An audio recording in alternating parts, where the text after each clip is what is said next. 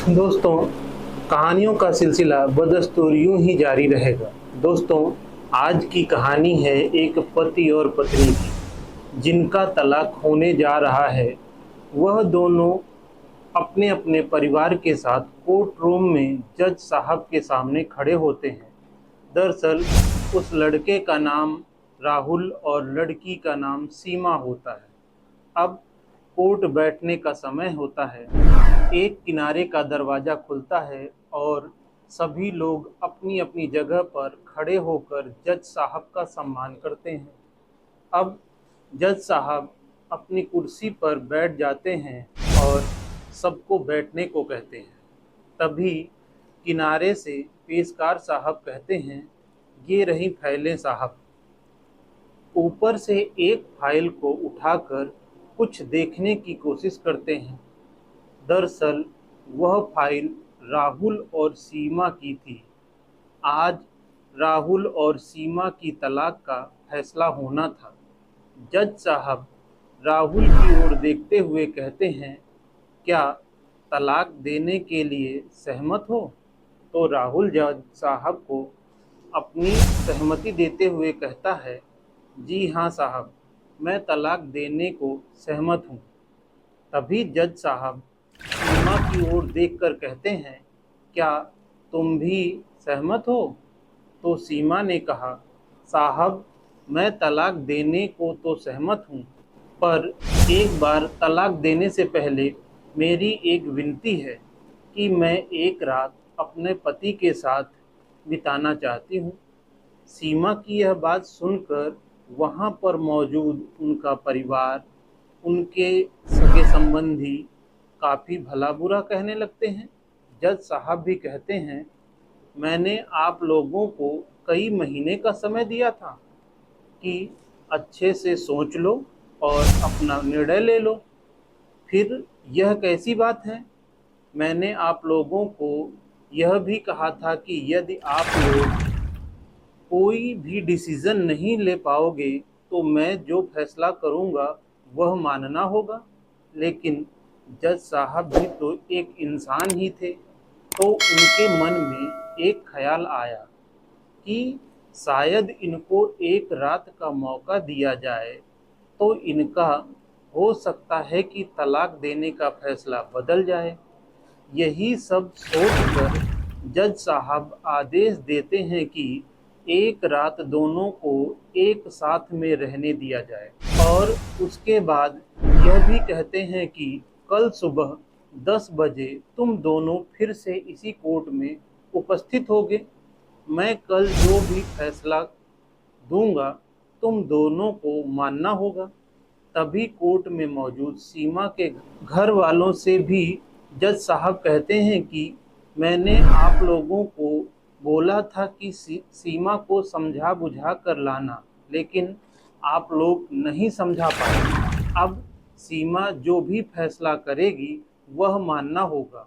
उसके बाद सीमा और उसके घर के लोग और उसका पति कोर्ट के बाहर आता है और सीमा अपने पति यानी राहुल से कहती है कि तुम मेरे साथ एक रात बिताओ चाहे ना बिताओ, लेकिन कोर्ट का आदेश है तो तुम्हें एक रात मेरे साथ बिताना ही होगा।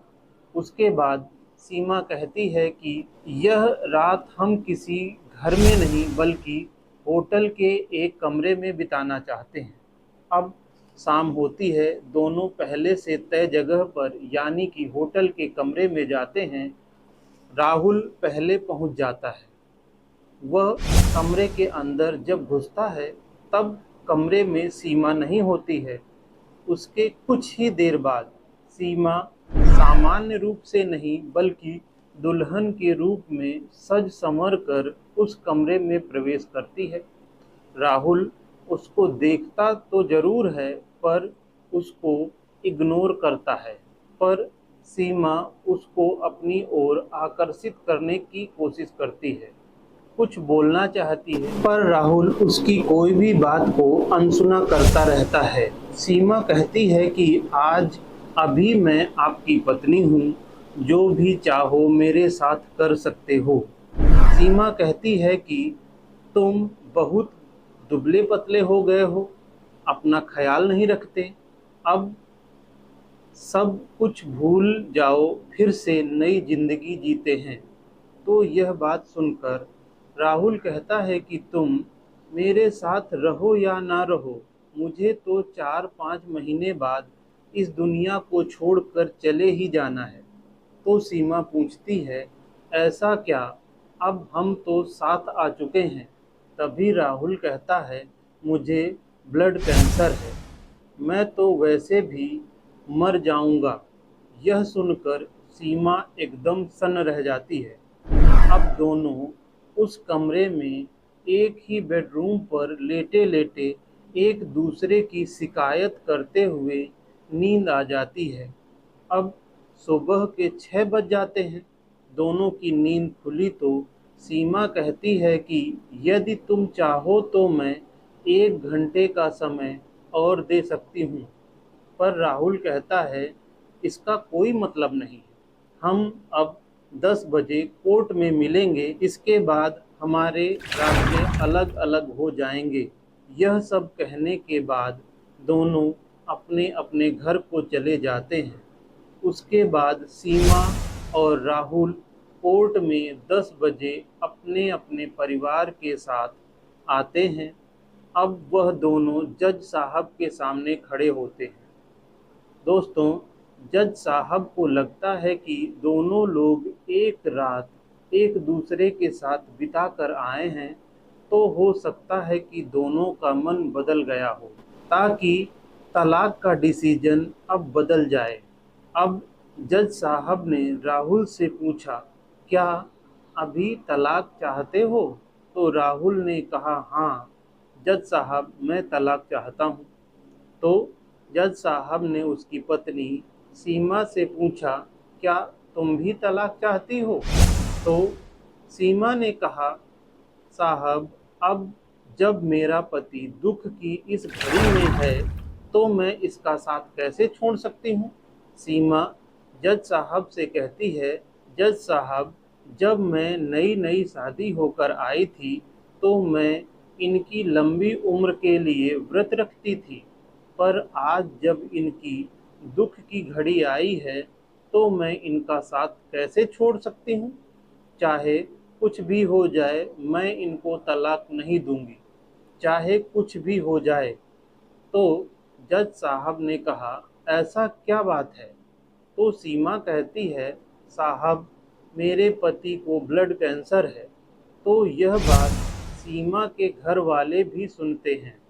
तो सभी लोग सीमा को कहते हैं, क्यों पागल हो जा रही हो? वह तो 4-5 महीने में मर जाएगा, हम तुम्हारी शादी कहीं और करवा देंगे। तो सीमा कहती है, कुछ भी हो जाए, मैं अपने पति को इस दुख की घड़ी में नहीं छोड़ सकती।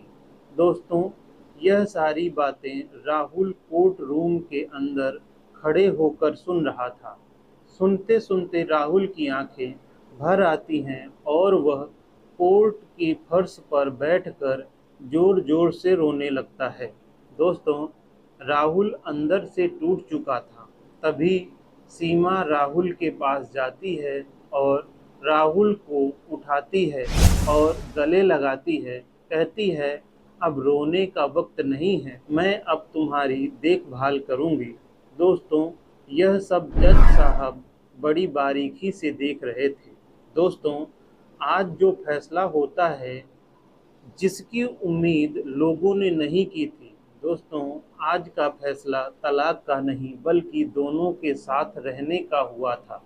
दोस्तों, जज साहब भी यही चाहते थे कि दोनों राहुल और सीमा अब खुशी खुशी अपने घर जाते हैं और अपनी ज़िंदगी की नई शुरुआत करते हैं। अब सीमा और राहुल खुशी खुशी अपने जीवन को जीने लगे हैं। दोस्तों, आप लोगों को यह कहानी कैसी लगी? आप लोग कमेंट बॉक्स पर अपनी राय ज़रूर दें। दोस्तों, मेरा ऐसी कहानी सुनाने का मकसद किसी को डराना, धमकाना या भयभीत करने का उद्देश्य बिल्कुल नहीं है, बल्कि आप सभी को अपने जीवन के प्रति जागरूक करने का उद्देश्य है। दोस्तों, यह इस तरीके का वीडियो बनाने का तरीका यदि आप लोगों को अच्छा लगता है तो मेरे वीडियो को लाइक करें, चैनल को सब्सक्राइब करें। जय हिंद, जय भारत।